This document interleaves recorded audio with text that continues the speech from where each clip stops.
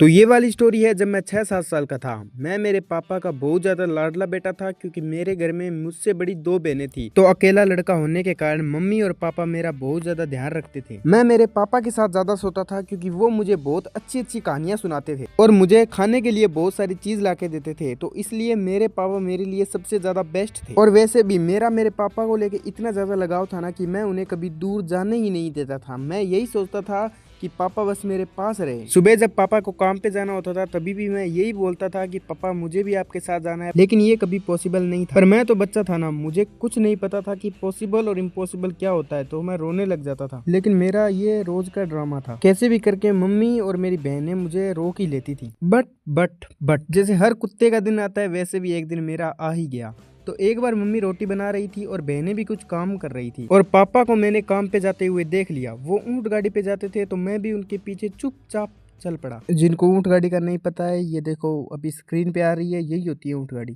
पापा को बिल्कुल भी भनक तक नहीं हुई कि मैं उनके पीछे हूँ, लेकिन उनकी स्पीड में और मेरी स्पीड में बहुत ज्यादा फर्क था। मैं उनके पास तो नहीं जा पाया, लेकिन मैं बहुत ज्यादा घर से दूर आ गया था। अब मैं थोड़ा घर का माहौल बता देता हूँ तुम लोगों को। तो घर में हो रही थी पिटाई, फुल बहुत जोर वाली। मम्मी पीट रही थी मेरी बहनों को कि बताओ कहाँ गया है, कहाँ गया मेरा लड़का, बताओ कहाँ गया।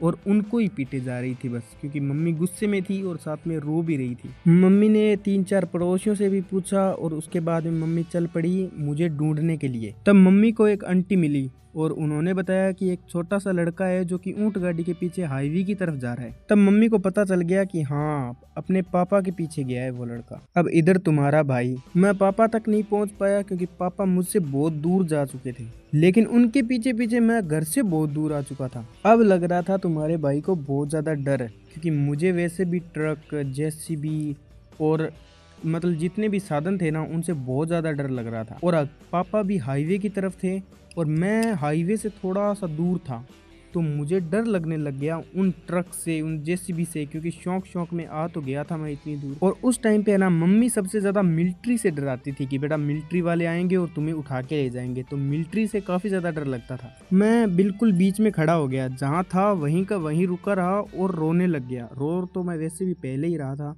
लेकिन उस टाइम पे मैं और ज़्यादा रोने लग गया था क्योंकि पापा हाईवे पे ऑलमोस्ट चढ़ चुके थे और मैं इतना बेवकूफ़ था कि उनके पीछे पीछे आ तो गया, लेकिन मुझे वापस जाने का रास्ता ही नहीं मालूम था। क्योंकि जब पापा के पीछे जा रहा था तो तब मैं बस पापा की ही ऊंट गाड़ी देख के आगे बढ़ रहा था। 5-7 मिनट मैं रोया वहाँ पे खड़े होके और उसके बाद में पीछे से एक आवाज़ आती है कि रुक जा बेटे, रुक जा, आगे मत जाना। और वो थी भाई मेरी मम्मी।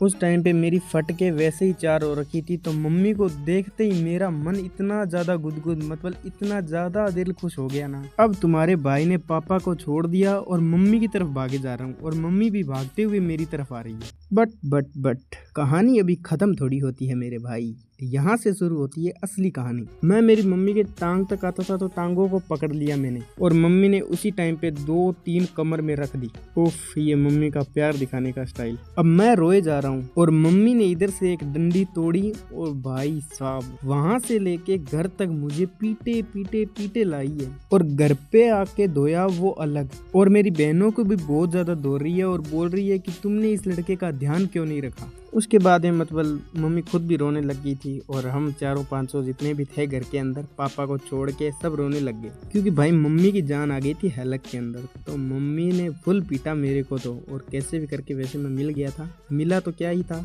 पर जो भी था वो बहुत नेक्स्ट लेवल एक्सपीरियंस था। उसके बाद मम्मी ने मुझे काफ़ी बिस्कुट ला के दिए, मतलब धुलाई करने के बाद मेरी अच्छी तरीके से खातिरदारी हुई, मतलब चने वगैरह, बिस्कुट जो पापा ला के देते थे मम्मी ने उसी टाइम पे ला के दे दिए रोने के बाद में।